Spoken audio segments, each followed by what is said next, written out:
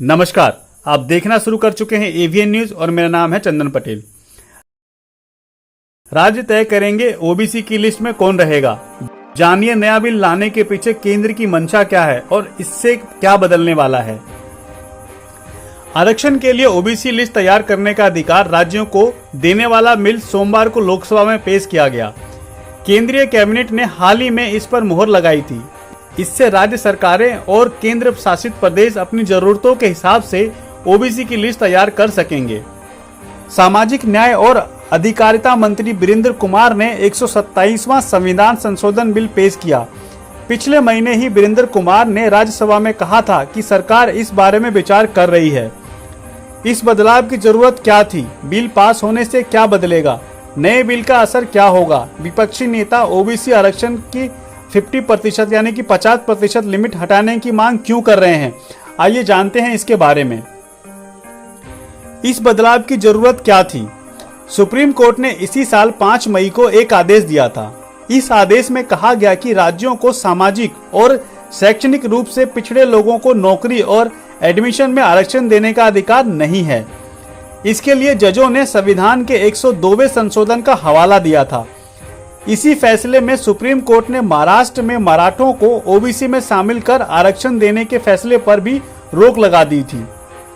दरअसल 2018 में हुए इस 102वें संविधान संशोधन में national commission for backward classes की शक्तियां और जिम्मेदारियों को बताया गया था। इसके साथ ही ये 342A संसद को पिछड़ी जातियों की लिस्ट बनाने का अधिकार देता है। इस संशोधन के बाद विपक्षी पार्टियां ये आरोप लगाती थी कि केंद्र संघीय ढांचे को बिगाड़ रहा है। 5 मई को आए सुप्रीम कोर्ट के फैसले का केंद्र ने भी विरोध किया था। इसी के बाद 2018 में संविधान संशोधन में बदलाव की कवायद शुरू हुई।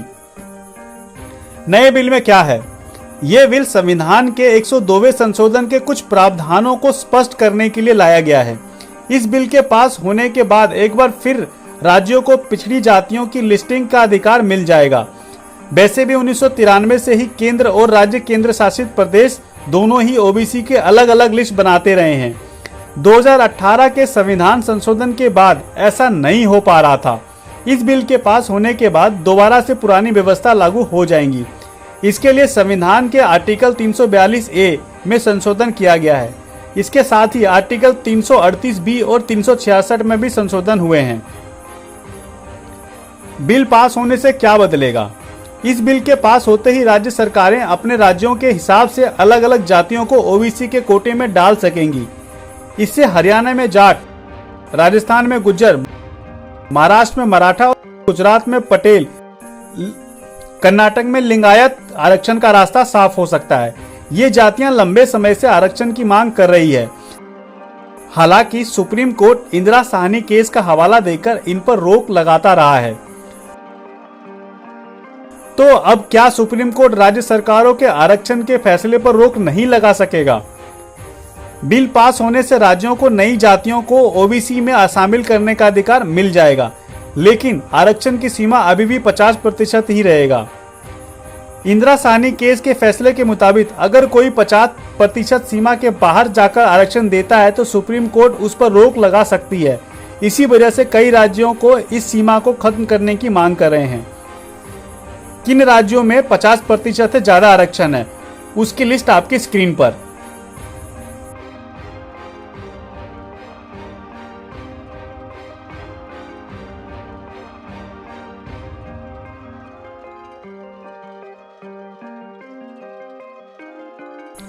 इंदिरा साहनी केस क्या है? 1991 में पीवी नरसिम्हा राव सरकार ने आर्थिक आधार पर सामान्य श्रेणी के लिए 10% आरक्षण दिया था। राव सरकार के फैसले के खिलाफ पत्रकार इंदिरा साहनी कोर्ट चली गई। साहनी केस में 9 जजों की बेंच ने कहा था कि आरक्षण का कोटा 50% से ज्यादा नहीं होना चाहिए। इसी फैसले के बाद से कानून बना कि 50% से ज्यादा आरक्षण नहीं दिया जाएगा। इसी वजह से राजस्थान में गुज्जर, हरियाणा में जाट, महाराष्ट्र में मराठा, गुजरात में पटेल जब भी आरक्षण मांगते तो सुप्रीम कोर्ट का ये फैसला आड़े आ जाता है। इसके बाद भी कई राज्यों ने इस फैसले की काट निकाल ली है। देश के कई राज्यों में अभी भी 50% से ज्यादा आरक्षण दिया जा रहा है। छत्तीसगढ़, तमिलनाडु, हरियाणा, बिहार, गुजरात, केरल, राजस्थान जैसे राज्यों में कुल आरक्षण 50% से ज्यादा है। इसके पीछे की राजनीति क्या है?